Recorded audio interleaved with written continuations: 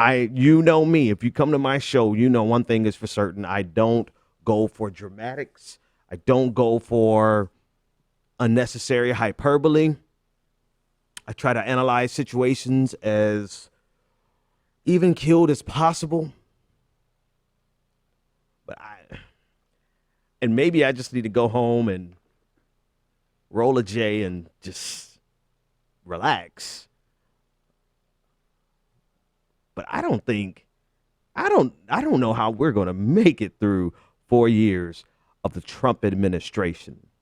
And I say it exactly like that because it's not just Donald Trump. Donald Trump can be impeached, and this same hyper aggressive, militant Christian, militant anti-LGBTQ, anti everything that matters to progressives, anti-science, anti-basic regulations to keep us from poisoning and destroying the earth sooner than we're at a slower pace than we're already doing it. War hungry. I mean, they are bloodthirsty bastards. And I hope well, I don't know. I was going to say I hope you've been keeping up with the news, but maybe it's best not to. Maybe we need to just turn a blind eye for a little while so that we don't go crazy. Because Trump and his administration has lost their mind. What am I talking about? Well, I think the best way to demonstrate is to give you the summary at the top. And this summary is from, I got it from a guy off of Twitter, and he put it in, he summarized all the things that had happened just up until like 2:28 today. That's it. Not the full day. I mean, there were some other things that happened after this that I'll try to mention, but just so far today. I want to make sure I give credit where credit's due. This gentleman that's off of Twitter, I'm going to put it on your screen. Jeff Mueller, at Jeff Mueller. These are all the things that happened in one day, and the day isn't over yet. So let's take a look at what happened today. Tillerson was made Secretary of State. I think all things considered, that was the highlight of the day. Yeah.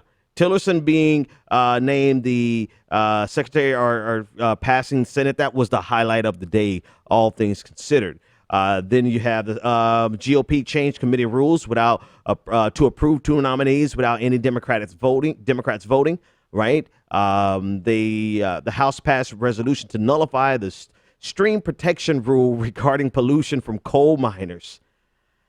Sean Spicer named the wife of the fallen Navy SEAL in a press conference. Then Trump flew to meet the SEAL's remains for a photo op. In fairness to Trump, I don't give a damn about being fair to Trump, but all presidents do that. That was just that's part of the morning. So it was leaked info about a call with Trump. Now, Trump's call with the president of Mexico revealed that Trump threatened to invade Mexico to deal with the bad hombres. This was today. Trump gave a Black History Month speech in which he revealed he doesn't know anything about Frederick Douglass. I mean, all things considered, that's the highlight of the day. Trump told the GOP to go nuclear and change the confirmation process for Supreme Court nominees. Yeah. And General Flynn directly threatened Iran. And Republicans moved part of the Dodd-Frank Act that barred public companies from secretly paying foreign governments for mineral rights. All of that was before 2:28 today, if you look at the original tweet from Jeff Mueller. Since then, other things that I found that Trump is doing, Trump is going to, there's a draft of an executive order that extends religious exemptions and coverage for basically everyone, including corporations, including businesses, private companies, to be able to discriminate. And it would allow for churches to, I think I'm going to end the show. I'm done. I can't even do this, man. It's that. And okay, so that was that. Yes, I can. I'm supposed to. This is my job. Then the icing on the cake on Black History Month is Donald Trump is going to refocus terrorism efforts or counterterrorism efforts here in the United States to focus solely domestically on radical Islam with no attention to be paid to white terrorist groups. And before the show, I think I saw that Donald Trump is sending the National Guard in to remove the water protesters. I may have that wrong, but I think that's what I saw. And I'll try to, my producers are probably putting a package together to make sure that I discuss that. All right, that's day 12 in Donald Trump's America. And I honestly don't know how we survive this. Now, obviously, we fight back. We try to get the Senate. We try to get at least one house of Congress. It's a tall order.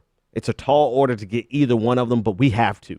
We won't make 4 years. We will not make 4 years of Donald Trump doing exactly what Republicans accused President Obama of doing. But President Obama did nothing compared to what in terms of scope, reach, or intent compared to what Donald Trump is doing. Republicans accuse President Obama of ruling by edict and using the executive orders to fundamentally change America. Well, that's what Donald Trump is actually doing, and Republicans are celebrating as they go.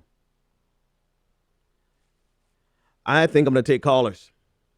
This thing takes a physical toll. Like I quite honestly don't know. I don't think I could talk about. The reason I don't think I could talk about it is because I literally want to go out in the streets and do something about it. We have to take action. We can't just talk about it. We cannot just talk about it. Call your senators. Make them fearful of their jobs if they acquiesce to Donald Trump. That's the least. That's the least that we can do. That's the bare minimum. Organize. Go out there. Go to every tree, underneath every shade tree. Go to every barbershop. Go to every mall. Go to every person that will listen to you and get them registered to vote. I don't care if they register to vote for the rent is too damn high party. We have to mobilize people who have never voted before. Democrats are not leading the way. Democrats are not leading the way, and you cannot depend on them to do it. We have to mobilize them. We have to get on the phones. We have to go door to door. We have to canvass. We have to do these things. We have to put boots on the ground. The Progressive Army actually has to become a political army for real, a political force that goes door to door to door and galvanizes hundreds of thousands into the millions of people so that we can fight back against the onslaught. We have to sit in this for at least 2 years. At a minimum, we have to sit in this for 2 years. Impeaching Trump would not do the job because a lot of what's happening and coming to the top is coming directly from Mike Pence and from Steve Bannon. So getting rid of Trump isn't the solution. Putting a lot of energy there is not the solution because then you have President Pence. And President Pence is the person driving all of these social-based issues that we thought were resolved, or at least we thought were, resolved.